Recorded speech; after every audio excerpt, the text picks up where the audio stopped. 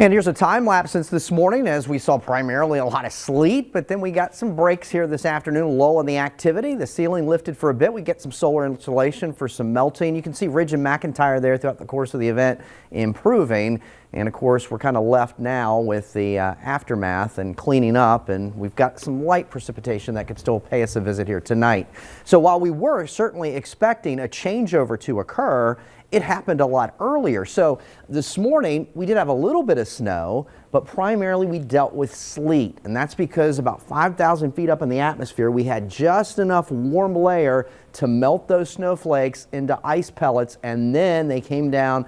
Of course, sleet bounces around. You can certainly hear it. And we did have more sleet than freezing rain, so if we have to pick and we can't have snow, then I guess we'll settle with sleet. But certainly most of the sleet amounts were about 1 to 3 inches across the region, and that's much harder to move around than snow, obviously, and it's like concrete. That's what it basically is in terms of trying to move it. Temperatures right now are pretty much where they've been throughout much of the day, in the upper 20s to right around 30 degrees with few exceptions.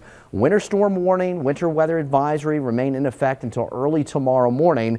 Again, we're still dealing with the cleanup from this morning, plus we could still have some very light activity, and that's in terms of some light freezing rain or some freezing drizzle, potentially some freezing fog, any additional icing or glaze. That could be anywhere from a trace to generally under 1/10 of an inch. And of course, icy conditions will persist through the morning hours, but some improvement set to arrive for later Friday with some melting. We can't see a whole lot on NBC29's exclusive dual pole triple Doppler radar now. Of course, any drizzle and radar's not going to be able to pick that up. But there we were from this morning. You can see that larger batch of mainly a little bit of snow, but primarily sleet, and that moved out, and then we've had a lull ever since. And then there's more activity that's off to our south and west, and some of that energy swinging through could result in some light freezing drizzle or some freezing rain for some. So temperatures here tonight pretty much in the 20s, icy conditions certainly. Tomorrow afternoon, a little bit of sunshine gives us temperatures above freezing, so that's some good news. Upper 30s to low 40s. If you can clean up tomorrow, do so, because it'll be much colder as we go into tomorrow night and Saturday morning.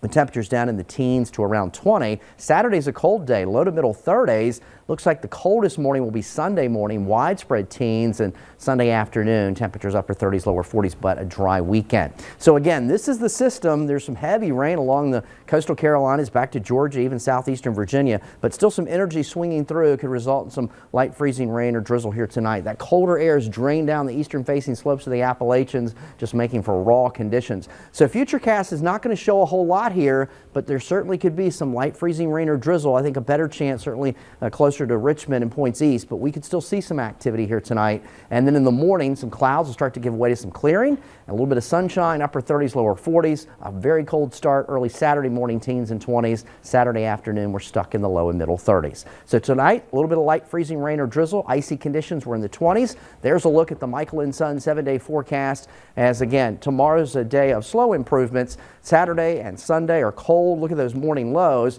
Then we'll watch a system in here on Monday, depending on how quickly it arrives, could bring some snow to rain as we proceed through that time period, but milder temperatures by the middle and end of next week. Casey and Steve. Early signs of spring. Thanks, Eric. Yeah, thank you. We'll be right back.